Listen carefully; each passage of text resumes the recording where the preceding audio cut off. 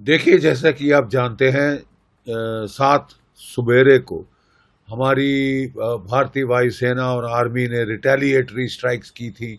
9 पाकिस्तानी जो बेसिस हैं उनको हिट किया था, टेररिस्ट बेसिस को, 5 पीओके में और 4 पाकिस्तान प्रॉपर के अंदर, जिसमें शामिल एलईटी का मुरेद के का हेडक्वार्टर और जैश ए मोहम्मद का हेडक्वार्टर भावलपुर में।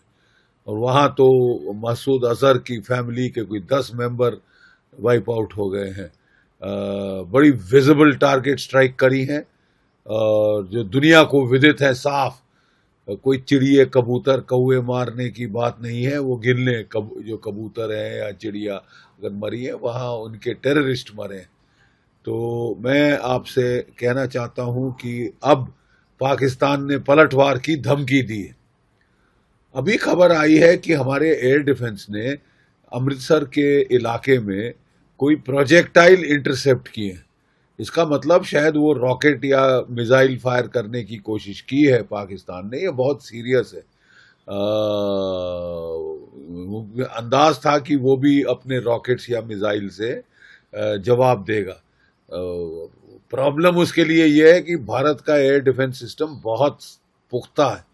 हमारे पास सैम 400 हैं, हमारे पास पृथ्वी पॉइंट डिफेंस मिसाइल्स हैं, हमारे पास जो है पूरा लेयर्ड मिसाइल डिफेंस सिस्टम है, जो कि पाकिस्तान से कहीं ज़्यादा अच्छा है।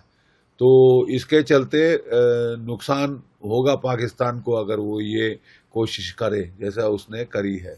लाहौर में ब्लास्ट हुए हैं। अब ये किस चीज़ से हुए हैं ये मालूम नहीं। क्या जो लोकल बलूचियों ने किया है, किसने किया है, तहरीक तालिबान पाकिस्तान ने किया है, लेकिन लाहौर में ब्लास्ट होने की खबर आई है। बलूच लिबरेशन आर्मी ने बड़ा एम्बुश किया है पाकिस्तान के अंदर और 14 मार डाले हैं वो एम्बुश करके और आईडी लगा के सड़कों पे जो पाकिस्तान की फौज जा रही है। 2 डिवीजन उसने वहां से हटवा ली है पाकिस्तान ने और हमारे बॉर्डर पे लगा दी है। तो उससे उनकी जो ट्रूप डेंसिटी है वहां पे वो बहुत कम हो गई है, और उसके चलते बालूच लिबरेशन आर्मी इसका पूरा फायदा उठा रही है। कहा जा रहा है उसने कलात का शहर और एक और शहर पे उन्होंने कब्जा कर लिया। तो अब पाकिस्तान तो चौतरफा घेरे में है। ठीक है, आसिम मुनीर साहब की जान पे बनाई है। वो करता या ना करता, वो उसमें मारे जा रहे हैं। अगर वो कुछ नहीं करते तो उनका तख्ता पलट हो सकता है, उनको असैसिनेट किया जा सकता है। लोग वहां भी आक्रोश में हैं। ठीक है, और अगर वो कुछ करते हैं तो उनको भारत से अच्छी करारी पड़ेगी, क्योंकि अभी तक तो हमने अपने हमले केवल और केवल टेररिस्ट कैंपों पे केंद्रित रखे हैं। लेकिन अगर पाकिस्तान की फौज भारत की फौज पे, भारत की जनता के ऊपर स्ट्राइक करता है, तो फिर भारत को पूरा हक है कि हम जवाबी कार्रवाई में पाकिस्तान की फौज, पाकिस्तान की आईएसआई, पाकिस्तान की मिलिट्री इंस्टॉलेशंस को स्ट्राइक कर सकते हैं। हमारी नेवी भी जंग में उतर सकती है, कराची की पुख्ते के पर खच्चे उड़ा सकती है। तो ये अभी स्थिति है। सर, अगर अंतर्राष्ट्रीय समुदाय की बात की जाए, इस समय अंतर्राष्ट्रीय समुदाय का क्या रुख है? खासकर चाइना इस समय क्या तैयारी में लगा हुआ है? देखिए, चाइना जो है उसने पहले तो कहा कि वो इसके बरखिलाफ है, क्या ये जो पाकिस्तान ने टेररिस्ट वारदात करी, लेकिन उसके बाद फिर वो पाकिस्तान के सपोर्ट में आ गया, कहने लगा higher than the mountains deeper than the seas वगैरह वगैरह। और मेरे हिसाब से जो चीन है इंटेलिजेंस सपोर्ट देगा, इक्विपमेंट भेजेगा, थोड़ा बहुत जो भेज सकता है, एमिनेशन थोड़ा भेजेगा। लेकिन बात यह है कि वो डायरेक्ट इंटरवेंशन नहीं करेगा। लॉजिस्टिक सपोर्ट दे दे, इनडायरेक्ट सपोर्ट दे दे, no boots on the ground, no boots on the ground, क्योंकि वो जानता है कि अगर वो ऐसा करता है तो भारत जो है उसके लिए एक और फ्रंट खोल सकता है। और वो अभी बिजी है, बहुत बिजी है वो चीन, ताइवान को लेकर, साउथ चाइना सी को लेकर, जापान को लेकर, फिलीपींस, वियतनाम को लेकर, और अमेरिका तो उसके साथ ट्रेड वॉर कर रहा है। कहीं असली वॉर ना शुरू हो जाए उनकी, तो इसके लिए चीन एक और फ्रंट नहीं खोलना चाहता। पाकिस्तान ने फंसा दिया है उसको ये चैं चैं करके। अब वो भी करता क्या न मरता की हालात में आ गया है।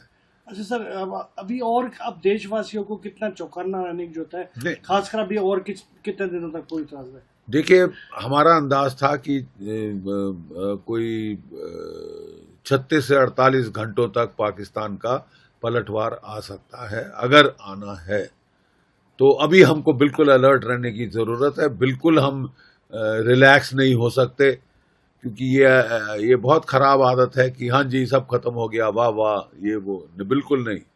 बहुत केयरफुल रहने की जरूरत है, बहुत सतर्क रहने की जरूरत है, क्योंकि पाकिस्तान कर सकता है इस प्रकार की होची हरकत, और करता है तो वो भारत को मौका देगा अच्छी तरह से पलटवार करने का।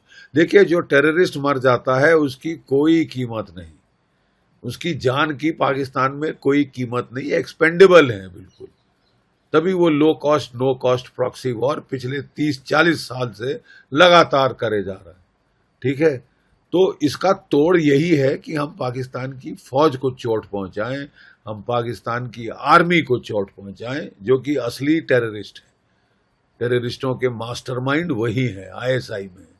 और उसका मौका हमको मिलेगा अगर पाकिस्तान बड़ी स्ट्राइक करता है। और कुछ ये भी आवाजें आ रही हैं पाकिस्तान से कि जी बस हो गया, वो झूठ झाट बोल रहे हैं, मनगढ़ंत कहानियां बना रहे हैं कि हमने 5 रफाल मार दिए, सो एक नहीं मारा है, खरोच नहीं आई है। और लेकिन कुछ अफवाहें वो फैला रहे हैं, मीडिया वॉरफेयर कर रहे हैं, वो नेट पे कुछ तस्वीरें भी दिखा रहे हैं, कुछ तस्वीरें भी दिखा रहे हैं। तो ये फेक न्यूज है, ये सारी की सारी। हमको इसकी तरफ बिल्कुल चिंतित नहीं होना चाहिए।